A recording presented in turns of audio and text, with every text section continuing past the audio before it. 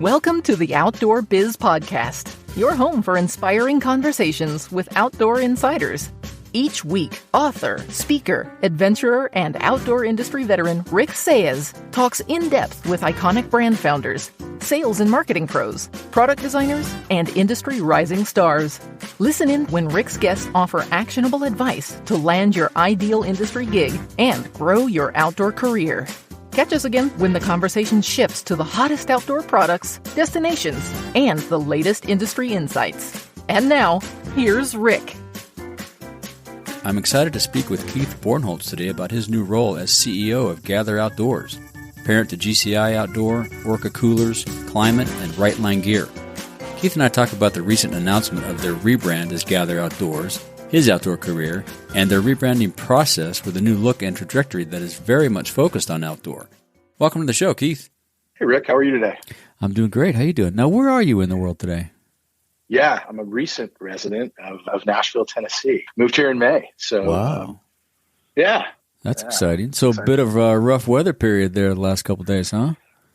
Oh, it's been heartbreaking. I'll bet, yeah. I mean, I think Nashville and greater Tennessee area, by comparison, fared pretty well. But our neighbors to the north in Kentucky, it's just a devastating situation and really heartbreaking. Yeah, it's really sad. Horrible time of year, too. It's just, man, never as good, especially this time of year. Yeah. But to get us started here, obviously this is an outdoor show. What outdoor activities do you participate in? Yeah, it's funny. I collected outdoor activities as a hobby. I'm certainly not a pro or probably even an expert or enthusiast in anything. Like a lot of kids, I played at sports, youth sports growing up and through high school. And then a little bit of a pivot in college. I was fortunate to go to school in San Diego, and San Diego is just great weather year round. And early in, I really got into scuba diving. Oh. And it was funny because at San Diego State, they actually offered scuba diving as like an upper division elective. And I'm thinking, I'm not going to miss out on that. We love those schools with rec programs. They have all these great classes. Yeah. My college is the same way, yeah. Yeah, it was great. And I ended up figuring out how to build my class load so I could keep taking more and more diving classes. And this was back in the day when semesters were 15 weeks. And so instead of a 6-week now your PADI course, I got 15 weeks of training. And the guy that was my instructor was an ex-Navy SEAL. Wow. So anyway, I got really into diving in San Diego, worked at a dive shop. And so I got into gear. Talk about an easy outdoor activity is sell gear. You're trying to sell a BC and you're talking about safety underwater. Yep. And people are really open to good quality at that point. Was Sports Chalet around back then? It was. In fact, Did you did you go take any lessons from those guys? Or I didn't. Okay. I got all of it through the school. university. That makes sense, yeah. Yeah. And I did a little bit through the dive shop I worked at. I would help out. Oh, cool. I think at one point I was in the middle of my assistant dive master class, and I actually didn't finish it, but we'd have clients that would come in and they would want to know where to go in San Diego. And so after work, I'd bump out and just go take some guys that were in town for a dive out. So that was a big part of it. And then, I also did a lot of mountain biking, which is a great sport to get into when you're young, for sure. Yeah. And San Diego was great for that. And so those are kind of my focus. And then as I got older, like a lot of people, I got into camping and hiking. For a couple of years, was doing a little light backpacking. Did some boating for a number of years. Everybody says one of the best days of your life is to buy a boat. Second best is to sell it. And then, do a little stand-up paddleboarding and have done some various types of hunting over the years as well. So you're a well-rounded outdoor guy. Yeah, you're a well-rounded outdoor guy. Yeah, I would say a lot of activities, expert at none. but I enjoy them all. There you go. Hey, as long as you're having fun, that's the big thing. Yeah. So did you probably shopped at Adventure 16 a little bit? Again? You probably shopped at Adventure 16 a little bit. A16? Sure. Yeah. That was the outdoor store down there. A bunch of us worked at. It's amazing how many people in the industry have worked there. And shout out to all you guys. Thanks for all the things we did. It was fun. So with the recent acquisitions and the rebranding, you've been pretty busy since coming aboard. I think you came aboard in May. Is that right? I did. Yeah. Have you got into a routine yet, or is it still drinking from the fire hose? At some level, it's still drinking from the fire hose. And it's because we've been so busy. It's how I like it, actually. I like having a lot going on. I like being involved in solving a lot of challenges. And I've known over the years as I've gone through my career that I can get bored easy. And so if I'm not being challenged, I'm not busy, I'm really not all that happy. And this has been a perfect opportunity with so much to do and so much growth. And such an exciting time. Yeah, we've been on a tear. As you mentioned, we've been not just starting in May, but we've had this acquisition sequence that really started before I got here in December of 19, which pre-pandemic, and the company acquired ORCA, fantastic brand in the cooler and drinkware space. And then more recently, even a more aggressive pace with GCI Outdoors in April of 21, and then Klymit in September of 21, and then just October, Rightline Gear based in Asheville. So it's been, 3 acquisitions and more than likely another one. That's 4. That's 4. 6-7 months. Yeah. Wow. That's quick. Yeah. And that brings on a whole nother level of work, obviously. It does. Probably fun stuff, I would imagine, though. It does. When you look at it, it was really a pivot or demarcation in the business. It was a healthy, strong, branded and OEM, multifaceted business in the recreation space. And then we added this collection of outdoor brands over a short time period. And that makes a huge difference in terms of how you think about the business, who your customers are, sources of revenue. And it's super exciting and a lot of fun. It kind of changes some of the talent that you need too. You have to start recruiting for different skill sets. It does. The approach that I've taken and worked with the leadership team on is really to start around purpose, followed by values. Then you get into kind of the strategic choices, and then that's followed by structure. And to be able to accomplish that work, I had to get my feet under me, start understanding the business and the opportunities and the things that we were good at and core competencies, and then work through that process of building a strategic roadmap. Right. And then once you have that, I think you're better equipped to make decisions around structure and ultimately leadership. Yeah, I totally agree. We went through that when I was at Eagle Creek, a formalized strategic planning process, and it made a huge difference in the way we manage the business, because then you're not willy-nilly making decisions. You've got a 3 to 5 to maybe 10, 20-year plan, so you can more easily go back to the plan and say, well, this is what we said we're going to do. Let's make sure we do this. It's got to help a ton. Yeah, that's exactly right. And I would say that's been the balance of my work over the last 6 or so months, because we built out a 5-year plan. And as you said, it becomes the foundation by which you make decisions. And I think it gives people in the organization, and particularly for these various brands that have joined the family, clarity around where we're headed and how they fit. And so I thought it was really necessary. It's a high priority coming in. Yeah. Have there been any, oh boy, how'd I get into this moments? Sure. Or more than one, I'm sure. Yeah. I think anytime you embark on a new opportunity or new challenge, you do what you can to understand what you're getting into, and you have this time frame where you're reconciling between what you think and because going in, you try to assess things and understand as an outsider looking in, and then when you get in and get under the hood and roll your sleeves up, you start to validate some of those things, and they are what you thought. Some things are a little bit different. So what I can say in that sort of reconciliation between what I thought and now what I know is the opportunities for what we're building, this tremendous family of brands, it is exceeding my assessment, the opportunity and what I think we're going to be able to accomplish collectively. And for that, zero regrets. Yeah, that's great. I don't think I've ever woke up one morning and said, man, how did I get into this at all? That gives you a whole ton of confidence moving forward, right? You just know you're on solid ground. Yeah, it does. And the team, too. I think so. Yeah. I mean, it's hard to look at any of the businesses we're in and say, boy, this is really problematic. I think, and certainly as you well know, and all your listeners know, as awful as the pandemic has been, it's quite a tailwind for those of us in the outdoor space or the recreation space. Big time. And so we're benefiting from that. Yeah, we're seeing that. I talk to people, obviously, any episode in the last couple of years about just living here in Bishop, California. You just see the armies of people coming up here to get out. They just got to get out. And some of them are very experienced campers, some of them are first-time campers, and that creates a whole nother level of issues and challenges for us. But at least they're coming up here and getting out and going for it, which I love. Yeah, absolutely. Yeah, exactly. Yeah, we just got to make sure we do a good job of helping them, educate them in a way that doesn't come off as pushy or elitist, and make sure that, look, we welcome everybody. It's just that this is, in order for you to have a good time and everybody else to have a good time, here's some of the things you might consider doing while you camp or where you camp or whatever. Yeah, absolutely. And it's funny, the way that you stated that is really consistent with how we're building out our strategy and thinking about this platform of brands that we've created here. And that's cool. I'm sure we'll get into it, but it's this whole idea of being welcoming and meeting consumers that want to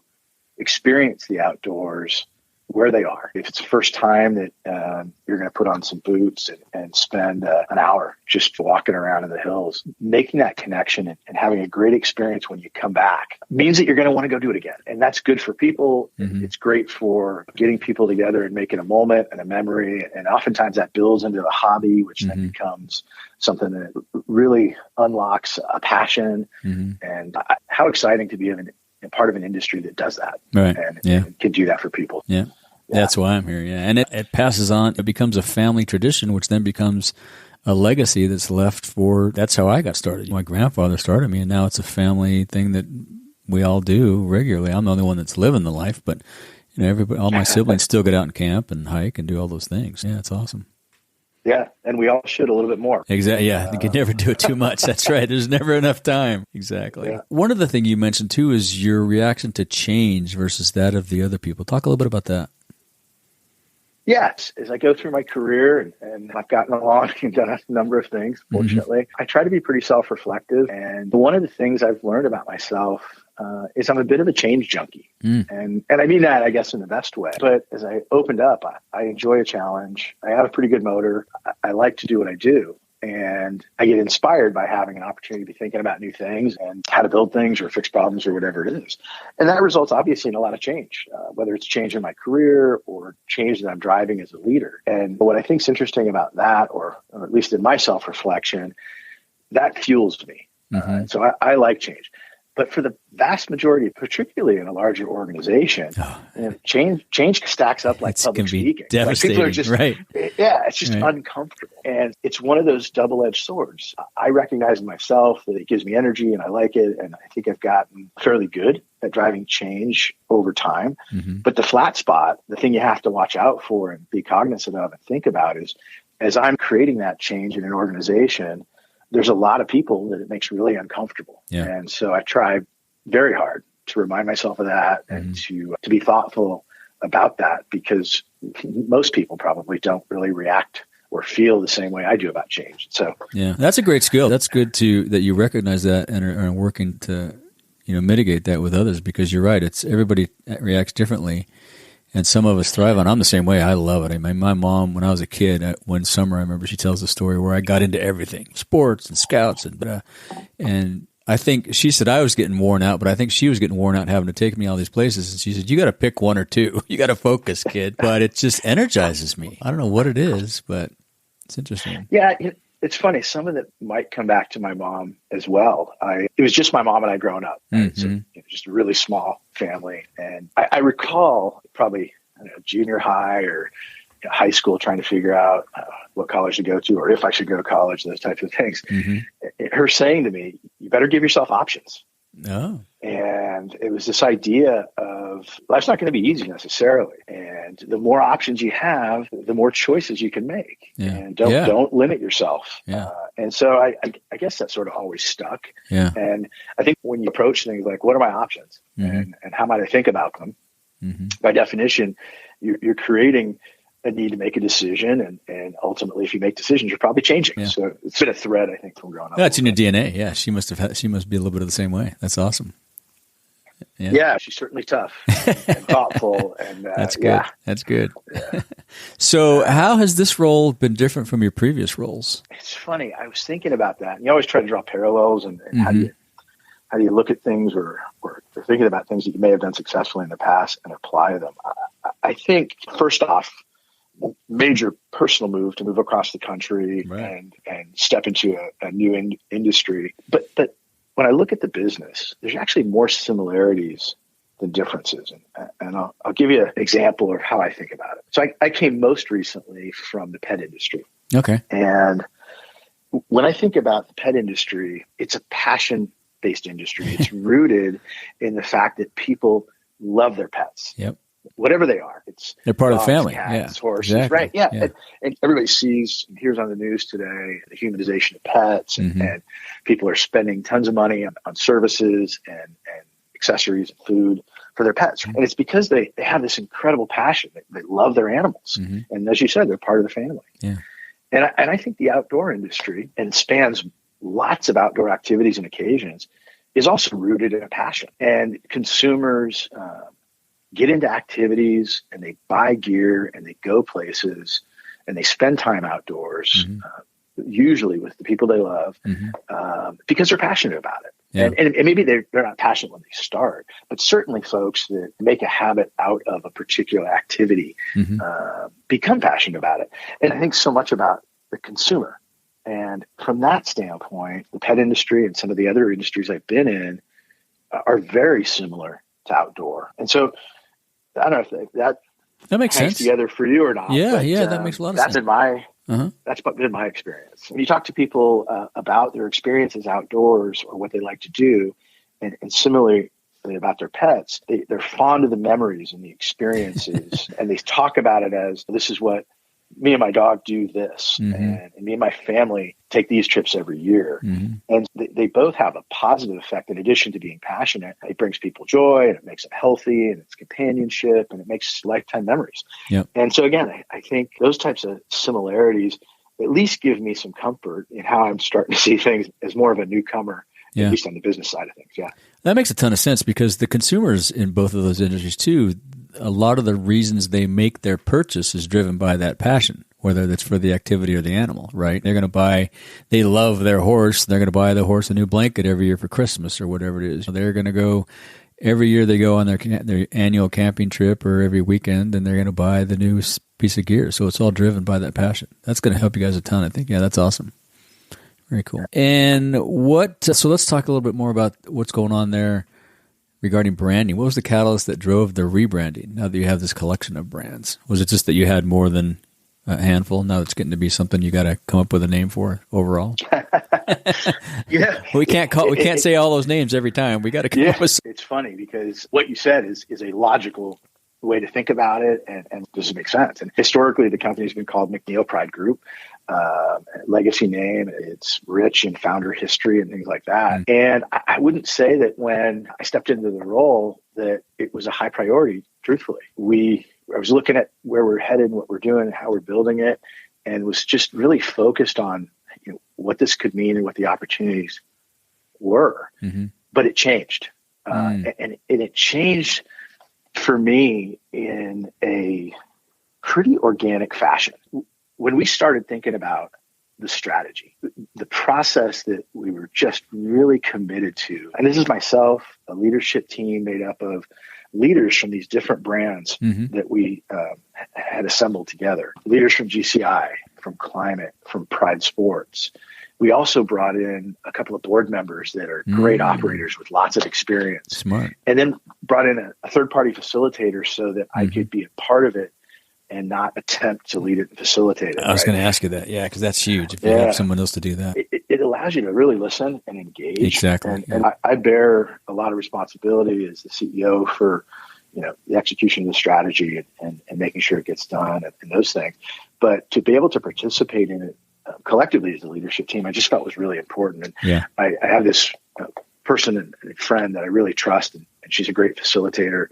And so she helped us lead through that process.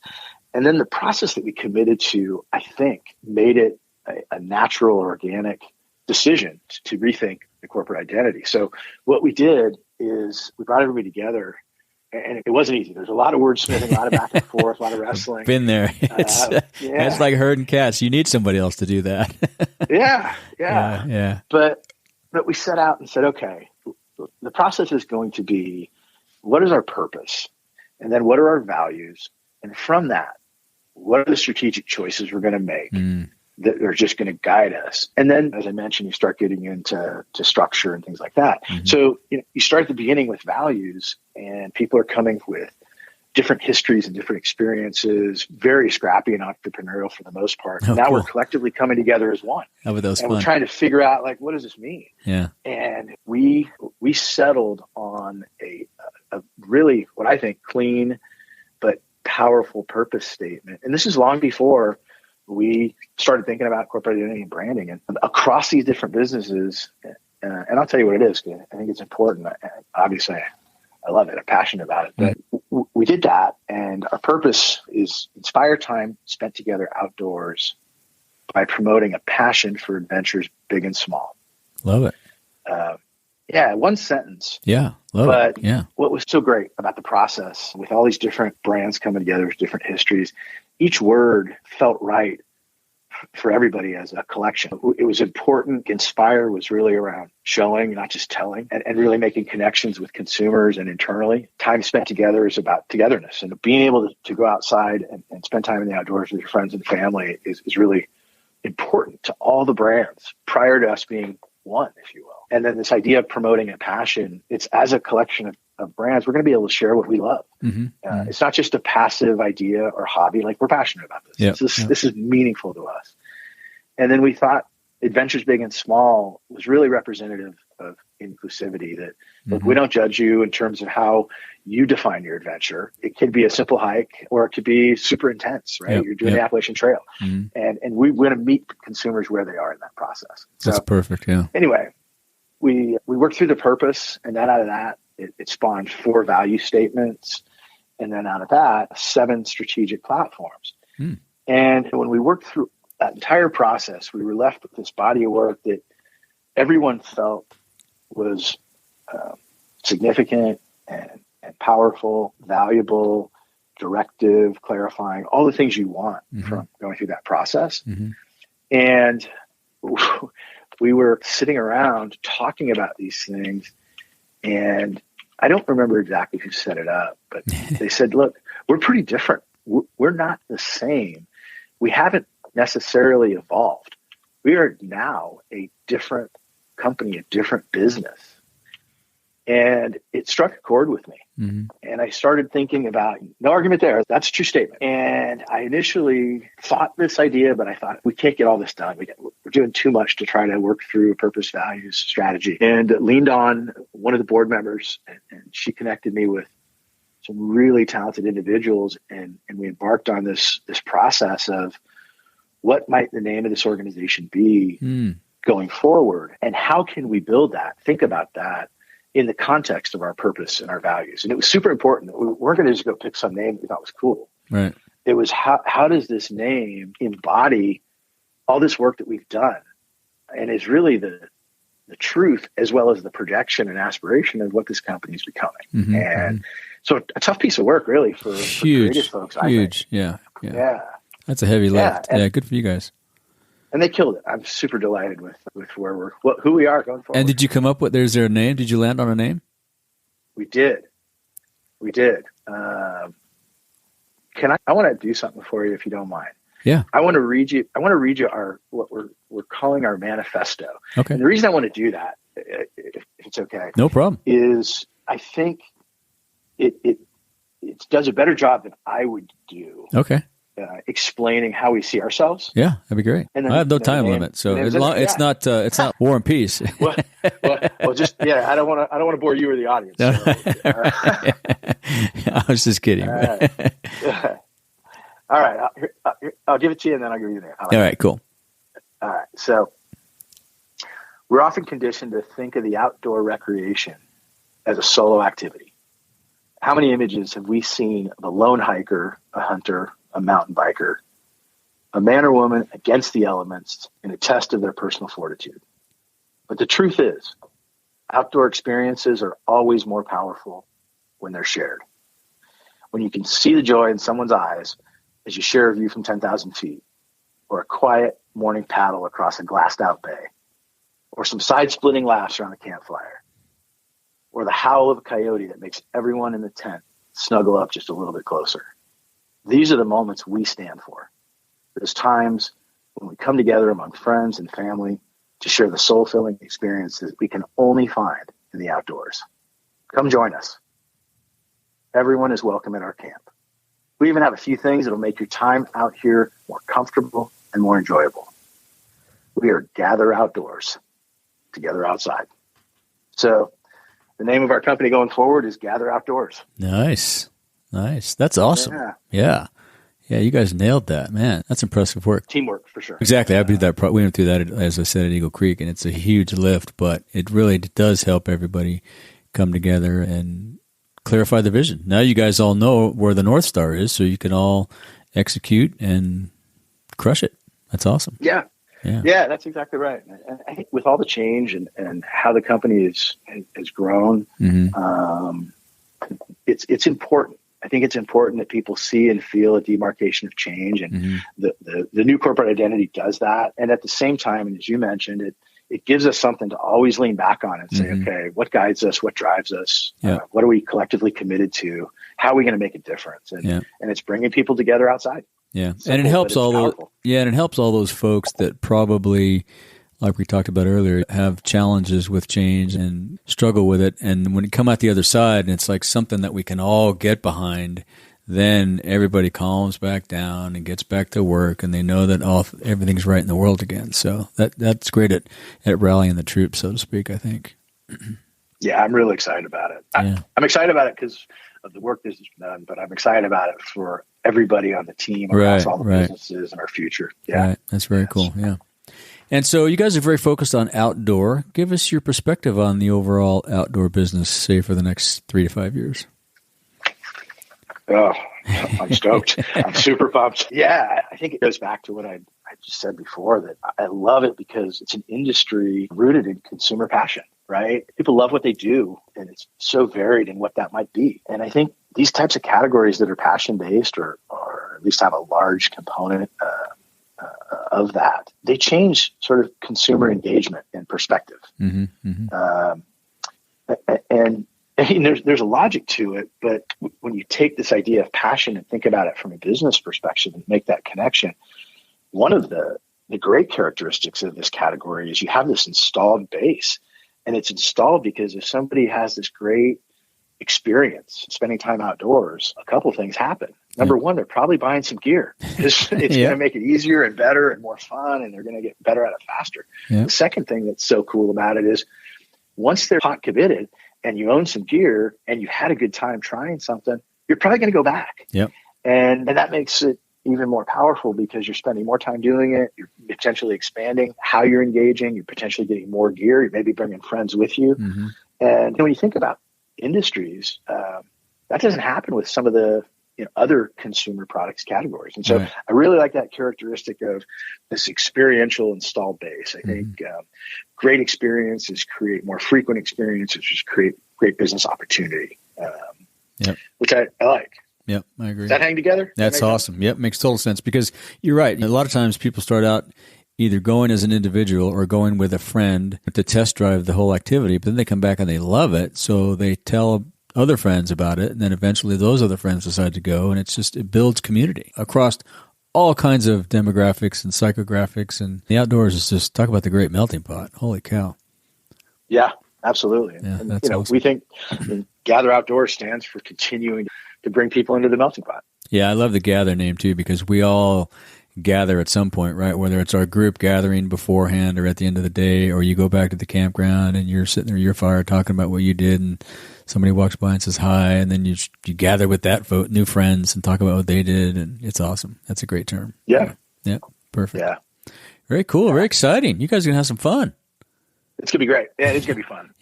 Why not? That's it. That's why I'm in the outdoor recreation world.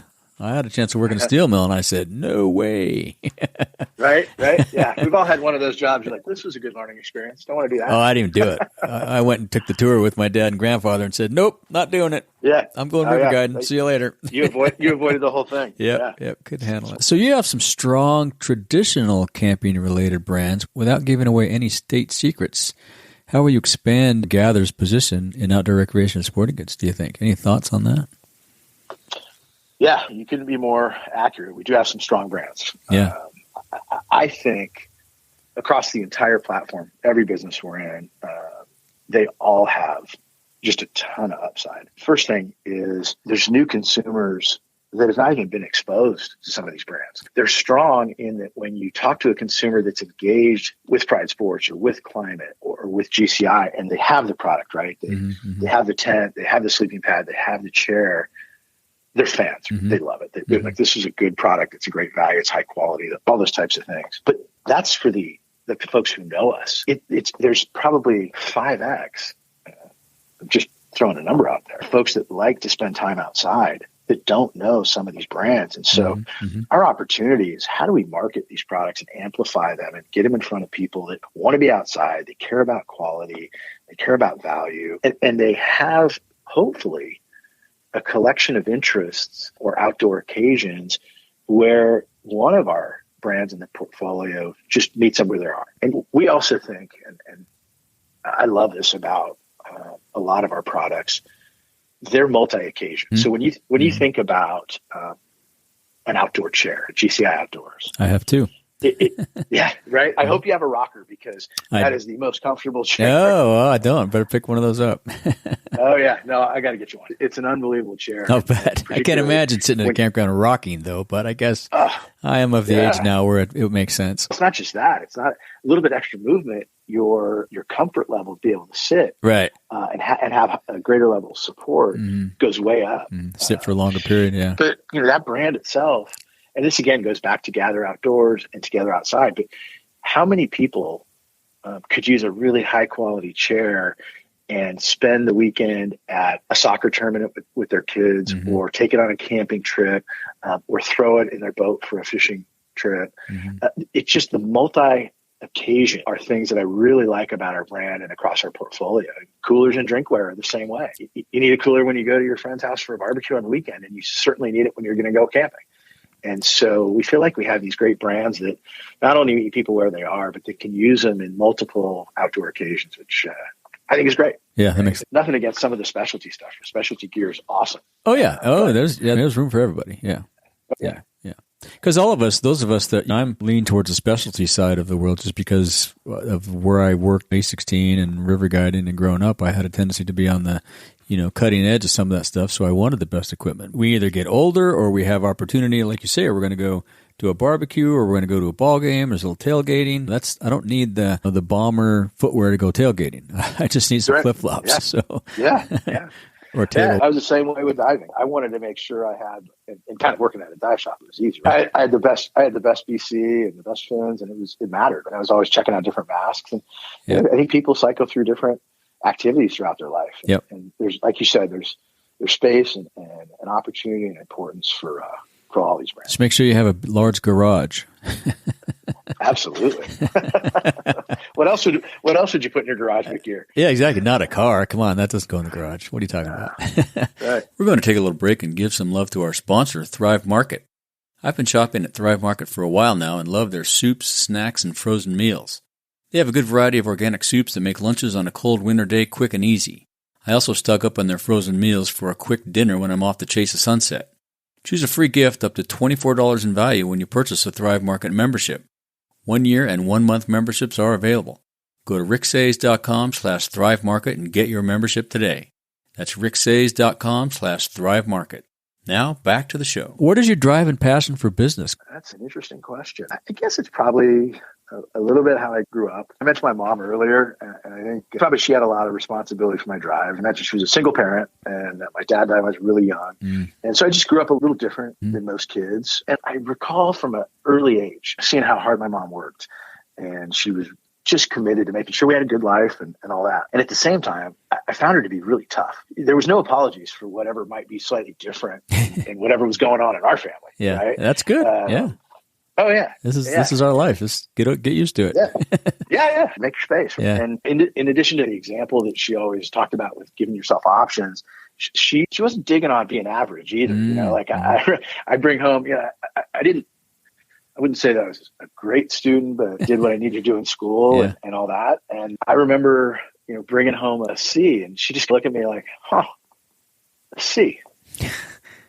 You know what that means? That's average. I think you can show up and get this, right? Is that that good enough for you? And it wasn't done in a mean way. No, yeah. Made you think. Yeah. And I think that is a little bit hardwired how I grew up. And I like to, think through problems. I think challenges are interesting. When things get easy, I get bored. And I've always found myself throughout my career looking for new challenges or new opportunities to go figure something out. And I've tried to take learnings from managers and bosses that I've had, good or bad, and apply those things. And sometimes things that I'm like, I'm never applying. That's not the type of leader I want to be. Sometimes you don't always learn positive outcomes. That's right. Right. But I think you can learn from negative ones too. Right? You totally can. Absolutely. Yeah, I agree. And I would say that sort of upbringing, this desire to engage in problems and challenges, and then I'm really an active learner. It's funny to do a podcast because I always think, why doesn't he want to talk to me? But I listen to them all the time. Oh, and cool. So, when I'm going to work, whether it's 15 minutes or 30 minutes, I have 5 or 6 just standards that I always have on, and I flip through and find something that's interesting. And most of them are on the business side or kind of life hacks or different models to think about things. And so I think that's helped in terms of my drive and approach, is that I always feel like, man, if you're not learning something, if you're not thinking about something, then what are you doing? Like, nobody's got it all figured out. That's interesting, man. We are wired the same way. I am constantly learning and buying another online course and doing this and doing that. And it's just, something that I picked up when growing up. I don't know where it comes from, but it just makes life more interesting. And I don't know. I love it. Love learning. Yeah. Yeah. Oh, I think a lot of my friends and family think I'm nuts. Whatever. I'm having fun. I don't care. Yeah. I'll start talking about something I heard. My wife said, "What are you talking about?" Yeah. And more importantly, where the hell did you hear that? I'm like, I don't know. I thought it was really interesting. Don't you? And she's like, "No, we go clean the garage. Too much gear out there." Right. Exactly. Yeah. What are some of the podcasts you listen to? I listen to Snacks Daily. I like that one because it's a quick little snippet. And it's funny on what's going on in the business world and gives you a broad, quick overview. Oh, I'll have to add that to the queue. Of different things. Yeah, I like it. It's fun. I think it's funny. It's 15 minutes. Oh, perfect. I like that one a lot. For a long time, I've listened to a lot of the Tim Ferriss stuff. And it's just the reason I like that one, he's pretty prolific in terms of how much content he puts out. Unbelievable. And so you can find something in that you're not interested in at all, or something that you're like, wow, this is awesome. I listen to... And 4 hours go by, right? I listened to a long one. Yeah. Like, I was listening to one the other day, and it was all about Web 3.0 and how the connections with Bitcoin and all that stuff. Yeah, the Bitcoin stuff now is just, yeah. So, those are a couple that I like. As I got into the outdoor industry, I started listening to yours. I started listening to a few more because I find those as ways to get connected and learn about different trends and different folks in the business and how people are thinking about things. Yeah. I listen to a few for fun that are just, what'll happen is I'll download something, I'll listen to one, like, that's not my jam, and I'll move on. So I'm just curious and I pick things up and move on. Anything struck a chord with you? Ones. Yeah. Anything struck a chord with you on the fun side? You know what? I try. Bounces around. I do the same thing. Yeah. I tried to get into some. There was one that was about, and this is really important, so I'm not putting it down. But I tried to get into one that dealt with, mindfulness and meditation and things like that, which I know could add value. And I've given it a shot here and there. Yep. And so I tried to commit to listening to that, what those types of approaches were. And the problem is I can be a little competitive too. And I'm listening to this information, trying to take it in. And then I'm like, man, I suck at this. This is not working too well for me. So I stopped listening to it. I'm the same. I don't know if it struck a chord or not. Yeah, I'm exactly the same. I've tried that stuff, and I agree with you. It sounds very important, and it will help, but I just can't do it. I'm one of those jags now where I just started again, meditating in the morning. I'm just like, as I'm doing it, I'm thinking, dude, just shut your brain off and do this. And I just can't. I can't do it. My brain will not go quiet. It's weird. I will tell you, I don't know if it works for you, but so one of the podcasts I listened to was don't give up. You can work this out. And I was like, yeah, I'm not sure. And it ended, and they said, look, what is the minimal amount you're willing to commit to try this? You're like, I don't know. And they're like, give it a minute a day or 2 minutes a day. Yep. And I'm like, I don't even know how to do that. So I forgot about it for 6 months or a year. Yep. And I had gotten an Apple Watch. Oh, yeah. I plug it in, and all of a sudden I get this thing, and it says breathe. I don't know if you've seen that. One little, and I'm like, there's a way to do this for a minute or two a day. And so I wouldn't say that I'm good about it, but that is my sort of right now, my best level that I can do in terms of meditation. And that 1 minute or 2 minutes, once or twice a day, when I do it, it's good. Cool. And I have the capacity to shut my mind off for about a minute at a time. So. That's probably what I do too. Yeah. I'll have to try that. Yeah. I've scaled it back to just giving it 5 minutes a day, and I can't even do that. So maybe I need to try the 1 minute thing. I'll look for that up. Keep dialing it back. Right? Yeah. 5 seconds. Do you have any suggestions or advice for folks wanting to get into the outdoor business? Yeah, sure. You know, this I like to try to, when I'm managing people, I like to encourage people and I like to challenge them. I think, I mentioned the similarities between the pet and the outdoor industry. I suspect, and I've been looking at it for a while, but not in it that long, and certainly a consumer, but I think a lot of people that gravitate to outdoor activities decide that they want to be in the industry. It's natural. It happens in the pet industry. Somebody will be really into to animals, and then maybe they work in a pet store, and then eventually they buy a pet store, and they know nothing about running a retail business. Nothing. Right. I saw it all the time. And I think, so this industry, because people really will get into a particular activity. It happened to me. I was diving, doing it a ton, and I'm like, I want to work at a dive shop so I can talk with people who like to dive. Right. So it literally happened to me in the same fashion. And I think the risk of industries like that is you got to bring something more than the fact you like spending time doing an outdoor activity. This is a competitive business.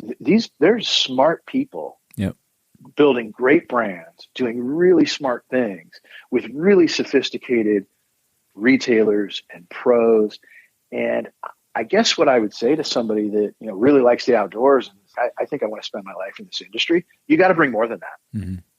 Don't just show up as a fan. I was in a business years ago that was in the collectible space, and we had this, it wasn't my name for them, but it was an industry term. It referred to people that were just so into a certain type of collectible as fanboys. There was a whole movie about it, right? Called Fan. Don't just get into the outdoor industry because you're a fanboy. Yeah. Like, come with an opinion, come with an approach, cause people to think. If you're gonna go to a company or a segment within the outdoor industry, show up with why you think you can make a difference. Look, you don't have to have all the answers. You don't even have to be an expert in a particular area. Right. But I would hate to see somebody who's passionate about the outdoor industry and just decide, I'm just going to keep interviewing until I find a place to work in an industry that I think is fun. Because there's opportunity, certainly, to make a difference, to grow. There's tons of cool brands. And my advice is think hard about how you can make a difference, and then make that part of your mission to get into the industry. And when you get in, live that out. Stand out. Yeah, I love that. Good thinking and strong people and strong opinions are what's going to move all of us forward. It's going to make all of us better. And so I don't know if that's advice or not, but yeah, no, that's good. That's good. That makes a lot of sense, because I think, as you say, just because you love hiking and biking and camping and climbing doesn't mean you're going to fit in some outdoor brand. You got to find a place. And whether that place is you're great at analytics, as the business gets more sophisticated, there's a broader range of jobs available now than there used to be. We need great wonks that are analytical and know how to work all those numbers and generate the numbers and all those things. Whereas when I got into it, we didn't need to. You could probably go down to A16, tell them you're a backpacker, and get hired. But at the same time, you still had to, show your worth then, and you need to do the same thing now. And I think you said it very well. Yeah, that's good. Good advice. I like it. And we need more smart, great, passionate people. Never shortage of that. Oh, yeah. Room for everybody. Yeah, that's absolutely right. Yeah. So we talked a little about your meditation. Do you have any other daily routines to keep your sanity? You exercise, walk the dog, kick the dog? Never kicked the dog. He's a great dog. He's a little older now, so cool. Shorter walks and a lot more belly rubs than maybe it used to be. Oh, that's cool. He's he's mostly Australian cattle dog. He's about 11. Came from a great rescue when we were living in California, so he's a huge part of our family. He's certainly a release, right? Anytime you come home, you've had a bad day. He doesn't know it. He's just happy you're there. He loves you no matter what happened. Absolutely. So, that's right. So that gives me another minute or two of that. I would say, and I have to admit, Rick, I have not been very good since I've taken on the new job since May, but I do have something that I think really helps out in terms of managing my stress and from an exercise standpoint. And I try to get in these routines and do it. It's fantastic, but I'm a big fan of the Peloton. Oh, okay.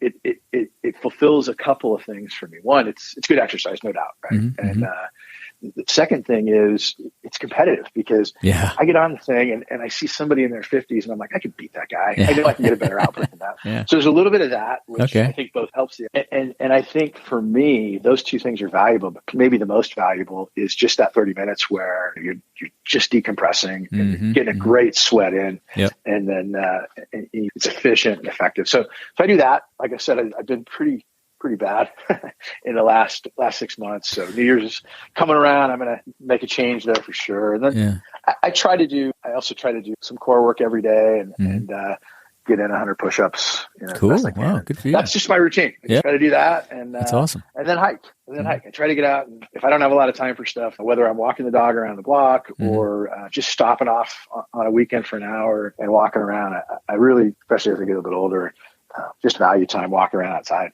particularly by myself. Actually. Yeah, interesting. I was just going to ask, have you guys done or thought about doing the walking meetings thing? It's really interesting. When I was contemplating making a career change, one of the interviews I had for a different company, different role, was a walking interview. Oh, interesting. So, yeah, from that time, and given where we're headed, the answer is yes. And the way we've thought about it, let's say we're having a quarterly meeting and pulling the leadership team together for a day and a half or something.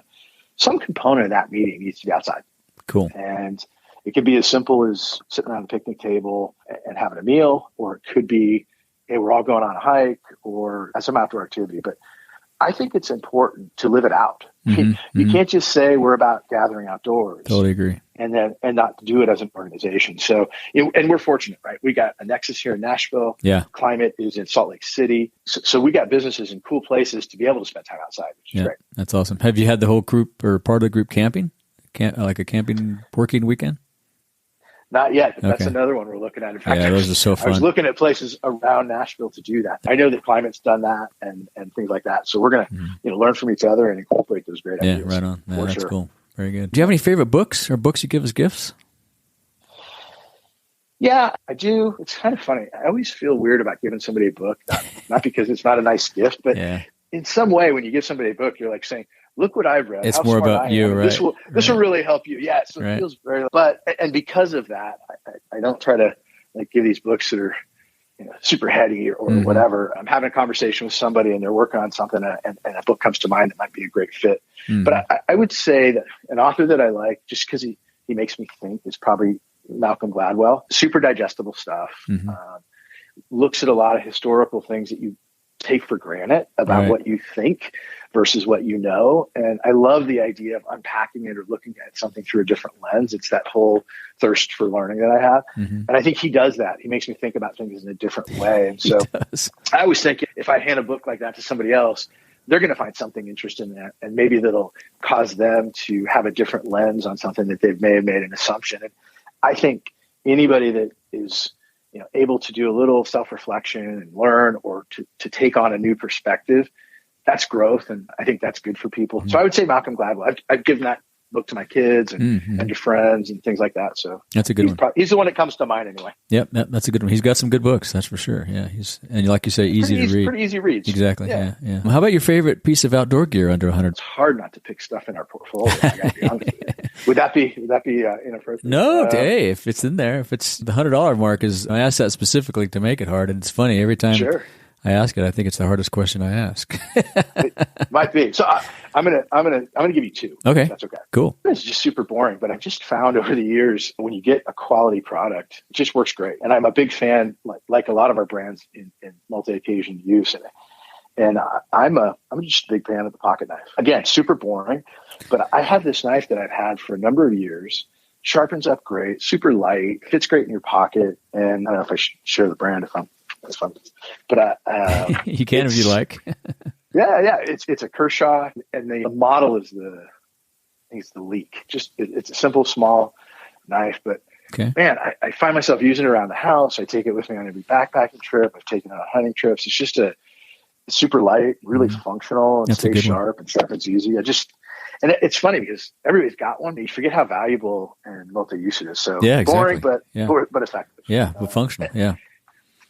And the second one, I'm going to go right to our own portfolio. So the company we just most recently acquired, brought into family, is Rightline Gear, and great group of products. They do a lot of things that allow somebody to get from the home to the campsite, carry rooftop bags and carriers for kayaks and paddle boards and truck bed tents and stuff like that. But they have this one, it's called the Moki Step.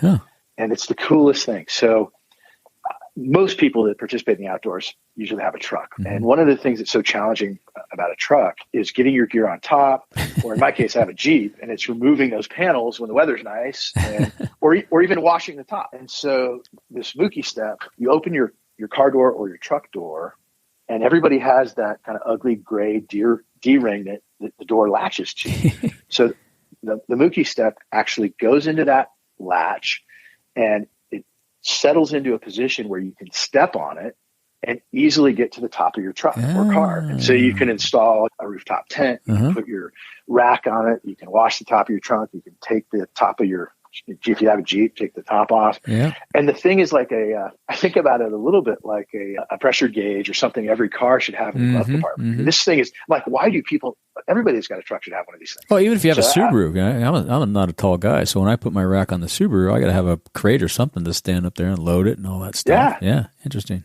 Cool. Yeah. So you just throw it in the trunk or the glove box. It's a great device. It's super cool. So I really like that one. All right. We'll link to that in the show notes. Very cool. I'll have to check that out. As we go to wrap here, is there anything else you'd like to ask or say of our audience?